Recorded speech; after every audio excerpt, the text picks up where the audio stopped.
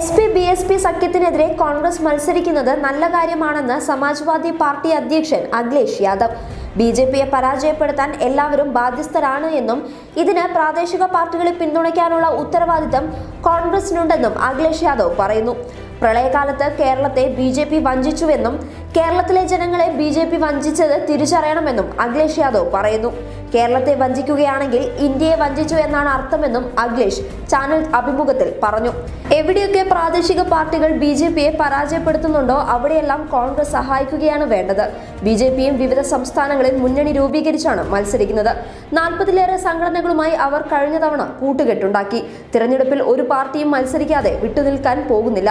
അവർ തീർച്ചയായും മത്സരിക്കും. Samajwad party, BSP, രാഷ്ട്രീയ ലോക്ദൾ, ഇവിടുത്തെ പ്രാദേശിക സംഘടനകൾ എല്ലാവരും രംഗത്തുണ്ട്. കോൺഗ്രസിന് 2 സീറ്റുകൾ ഞങ്ങൾ വിട്ടുകൊടുത്തതുപോലെ 2 സീറ്റുകളിൽ അവരും വിട്ടുവീഴ്ച ചെയ്യുന്നുണ്ടെന്നാണ് അറിയാൻ കഴിഞ്ഞതെന്നും അഖിലേഷ് പറയുന്നു. കേരളത്തിലേക്ക് കടന്നു കയറാൻ BJPയെ അനുവദിക്കരുത്.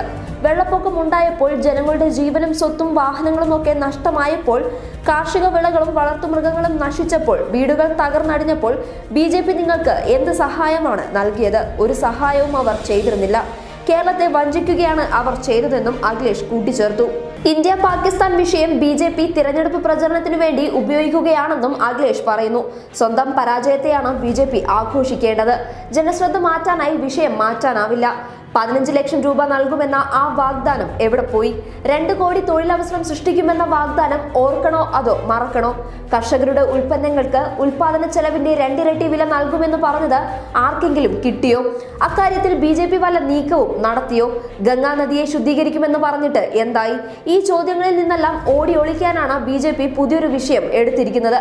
ഇന്ത്യയും പാകിസ്ഥാനും തമ്മിലുള്ള പ്രശ്നങ്ങൾ ഇന്നും ഇന്നലെയും ഉള്ളതല്ല. ഇരു രാജ്യങ്ങളും തമ്മിലുള്ള യുദ്ധങ്ങളിൽ നഷ്ടപ്പെട്ടതിനേക്കാൾ കൂടുതൽ ജീവനുകൾ ഇല്ലാതായത് ഇന്ത്യയും പാകിസ്ഥാനും വിഭജിക്കപ്പെട്ട നാളുകളിലാണ്. കാശ്മീരിന്റെ വിഷയവും വളരെ പഴക്കമുള്ളതാണ്. ഒരു ഭീകരനും ഇങ്ങോട്ട് കടക്കാനോ ഭീകര പ്രവർത്തനങ്ങളിൽ ചേരാനായി ആരെങ്കിലും അങ്ങോട്ടേക്ക് പോകാനോ കഴിയാത്ത വിധത്തിൽ നമുക്കൊരു മതിൽ വേണം. BJPക്ക് അതിന് കഴിഞ്ഞില്ല. പുതിയ സർക്കാർ അങ്ങനെ ഒരു മതിൽ പണിയും. BJP ഇക്കുറി പരാജയപ്പെടുമെന്നത് തീർച്ചയാണ്. ഒരുപാട് സീറ്റുകളിൽ അവർ തോൽക്കും. എത്രയെന്ന് ഇപ്പോൾ പറയാനാവില്ലെങ്കിലും അവർ തോൽക്കുമെന്ന് ഉറപ്പാണെന്നും അഖിലേഷ് കൂട്ടിച്ചേർത്തു. News desk public Kerala.